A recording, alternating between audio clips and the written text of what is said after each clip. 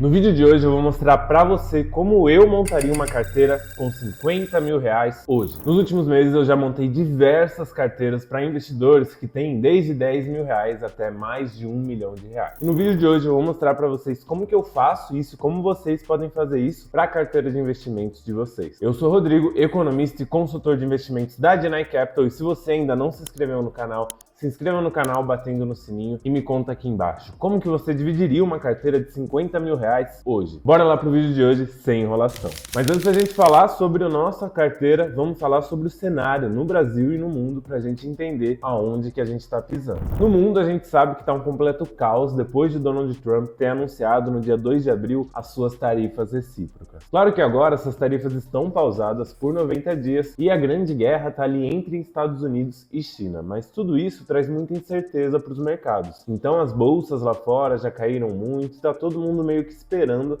para saber o que vai acontecer. E isso tem reflexos muito fortes nas economias, afinal a gente já viu que no primeiro trimestre desse ano o PIB dos Estados Unidos encolheu. O melhor dos mundos para esse cenário seria Estados Unidos e China entrarem em um acordo e conseguirem tarifas ali que permitam um comércio que seja relativamente tranquilo e as outras tarifas ou serem tiradas do jogo ou tendo boas negociações e indo para quase zero. Já no Brasil a gente ainda tem um problema fiscal muito forte, então o governo provavelmente não vai parar de gastar mais do que arrecada até a eleição de 2026, e é justamente essa eleição que o mercado está esperando. Afinal, se houver ali uma alternância de poder, pode ser que a bolsa e os investimentos aqui no Brasil vão muito bem. Mas bora pro que interessa montar essa carteira de investimentos. Bom, antes da gente começar, a gente tem que definir o nosso perfil de investidor. Então eu trouxe aqui para nós o valor para nós investirmos, 50 mil reais, o objetivo principal, aposentadoria, ou seja, a gente está pensando no longo prazo, 15 anos ou bem mais.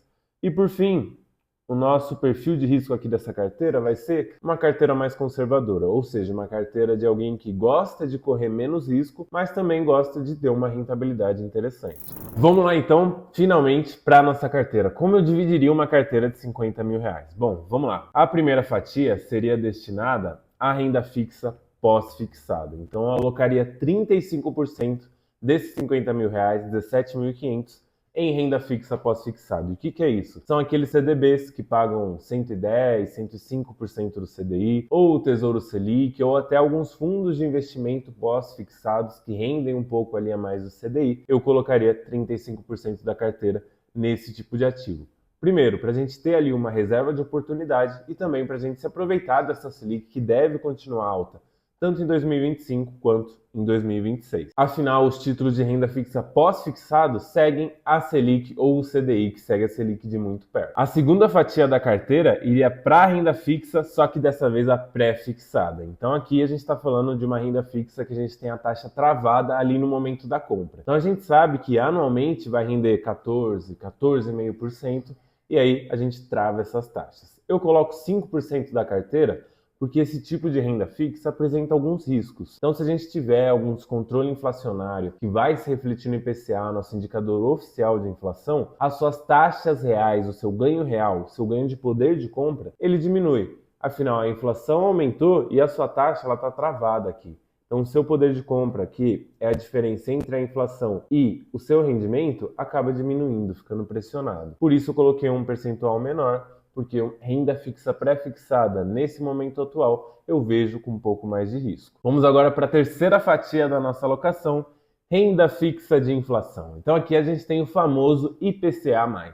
Eu coloquei aqui 30%, então uma fatia relevante da carteira, justamente pelo que eu acabei de falar, porque os tesouros IPCA+, na verdade qualquer título IPCA+, seja público ou privado, ele vai te proteger da inflação, ele vai travar ali uma rentabilidade acima da inflação e você sempre vai receber ela, independente se o IPCA está controlado ou não. E atualmente a gente está com taxas IPCA+, lá no Tesouro Direto, que tem o menor risco da economia, de mais 7,2, mais 7,3, que são taxas muito boas e que a gente não vê todos os dias. Então até agora a gente já alocou 70% da carteira, uma carteira de um perfil conservador que está muito mais na renda fixa. Bora lá para o nosso quarto ativo. Até agora a gente só investiu na renda fixa e no Brasil. A quarta fatia é de renda fixa também, mas lá nos Estados Unidos. Então 10% da nossa carteira vai estar nesse tipo de ativo.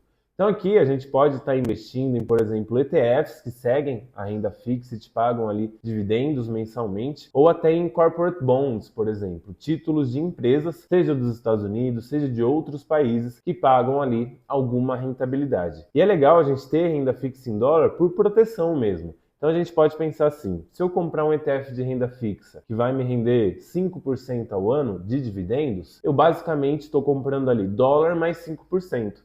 Ou seja, no longo prazo a gente sabe que o dólar sempre vai ganhar do real. Então é muito bom a gente ter uma proteção lá nos Estados Unidos em renda fixa. Então até agora a gente só investiu em renda fixa e já foi 80% da carteira. O que faz sentido, afinal a gente está falando de um perfil conservador.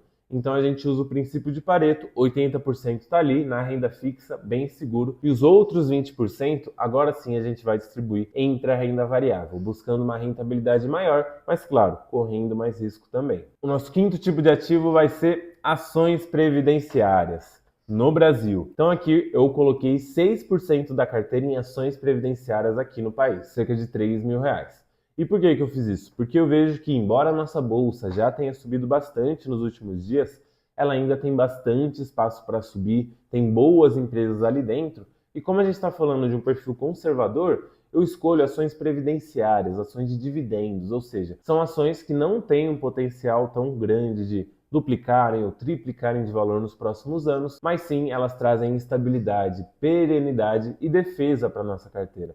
Então são ações de setores como banco, saneamento, seguros, energia elétrica, setores que têm uma demanda firme, estável e que, consequentemente, geram previsibilidade para essas empresas. E o mercado, como vocês já sabem, gosta de previsibilidade. Então eu colocaria 6% da carteira conservadora em ações previdenciárias aqui no Brasil. Depois, o que a gente tem aqui? Nós temos fundos imobiliários. Então eu colocaria mais 6% em fundos imobiliários. É um tipo de ativo que eu gosto bastante, afinal ele paga ali rendimentos mensais, e para quem está começando, não tem uma carteira tão grande agora, como é o caso desses R$ 50.000 aqui, faz sentido ter um pouquinho ali em fundos imobiliários. E por fim, vamos para o nosso penúltimo tipo de ativo na nossa carteira conservadora, que são ETFs no exterior de renda variável. Então o que a gente tem aqui? Aqui a gente está falando de ETFs que seguem, por exemplo, o índice S&P 500, o índice Nasdaq de tecnologia.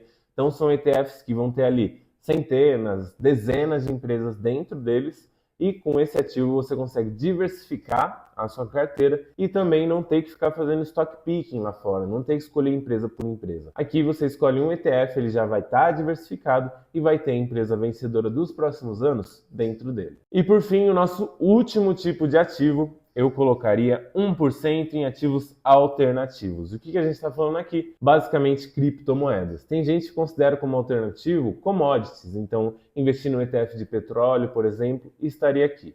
Mas como a gente está falando de um perfil conservador, eu vou colocar 1% em Bitcoin, que é a criptomoeda que de fato a gente acredita, que entende que tem mais potencial e fundamento hoje. Nada contra as altcoins, mas para uma carteira conservadora, a gente coloca 1% em Bitcoin. E por fim, como que ficou a nossa alocação? Vamos dar uma olhada aqui. Nós ficamos então 80% na renda fixa, 20% na renda variável, que faz sentido para um perfil conservador. Na distribuição geográfica, 82% está investido no Brasil e 18% a gente pode dizer que está dolarizado. Os 17% que estão em renda fixa e renda variável lá fora, e 1% em criptomoedas que a gente consegue transferir diretamente para dólar. E por fim, por classe de ativo, então, renda fixa acaba sendo nossas principais posições, e aí na renda variável a gente dividiu ali em 4 principais tipos de ativo. Bom pessoal, esse foi o vídeo de hoje, espero que vocês tenham gostado, tenham entendido a racional por trás de cada um desses tipos de investimento. Claro que aqui eu falei de forma bem resumida, bem rápida, para a gente ter uma passada geral, mas se vocês quiserem mais detalhes sobre como montar carteiras, enfim, me peçam nos comentários, a gente prepara esse tipo de conteúdo para vocês. Lembrando que não é nenhuma recomendação e até a próxima.